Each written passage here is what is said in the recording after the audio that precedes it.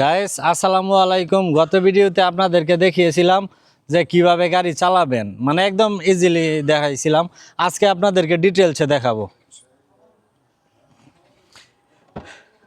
গত ভিডিওতে আমার একটা ভুল ছিল, ভুলটা হচ্ছে এই যে এইখানে দেখতে পাচ্ছেন, আমি কালকে দেখাইছিলাম এই যে এটা ব্রেক, এটা অ্যাক্সেলেটার, আর এই যে এইখানে আরেকটা প্যাডেল আছে, এই যে এটা, এই যে দেখতে পাচ্ছেন, এই যে এটা এখন, এই যে এখন এটা হ্যান্ড ব্রেক, এটাকে বলে হ্যান্ড ব্রেক। এটা হ্যান্ড ব্রেক করা আছে এখন, এই যেটা এটা দেখেন উপরে আসবে, এই যে একটু নিচে যাত্রা দিলে এই যে এখন এটা উপরে চলে আসছে, এখন হ্যান্ড ব্রেকটা অফ। গাড়ি এইভাবে হ্যান্ড ব্রেক থাকে। তারপরে আপনারা এই যে দেখতে পাচ্ছেন, পরে এই যে এইখানে এই যে সিট বেল্ট, এই যে সিট বেল্টটা এইভাবে একা একা ভিডিও করি তো, এই যে এইখানে সিট বেল্টটা লাগিয়ে নেবেন আপনারা, এই যে এইভাবে সিট বেল্টটা লাগিয়ে নেবেন। তারপরে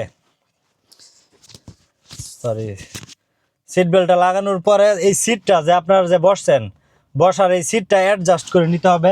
এই যে সিটটা আগে পিছনে নেওয়া যায়, উঁচা নিচা করা যায়, তো আপনার যেইভাবে সুবিধা হয় এরকমভাবে করে নেবেন সিটটা। সিটে অ্যাডজাস্ট করার পর লুকিং গ্লাসটিও অ্যাডজাস্ট করে নিতে হবে। আপনাদেরকে দেখাই লুকিং গ্লাস কীভাবে অ্যাডজাস্ট করতে হয়। এই যে আপনারা দেখতে পাচ্ছেন, লুকিং গ্লাসের জন্য হচ্ছে এই তিনটা বাটন, এই যে এই তিনটা বাটন, এই যে এটা হচ্ছে লুকিং গ্লাস অন অফ। এই যে দেখেন, এই যে এটাতে প্রেস করি, এই যে লুকিং গ্লাস কীভাবে ব্যান্ড হয়ে যাচ্ছে, এই যে লুকিং গ্লাসটা ব্যান্ড হয়ে গেল। আবার এটাতে প্রেস করলে লুকিং গ্লাসটা আগের মতো হয়ে যাবে। আচ্ছা, এখন দেখাই এই যে গ্লাস উঁচা নেচা করার জন্য, মানে গ্লাসটা নিজের মতো করে অ্যাডজাস্ট করার জন্য, এই যে আর এ হচ্ছে রাইট সাইডের লুকিং গ্লাস, এলতে হচ্ছে লেফট সাইডের লুকিং গ্লাস।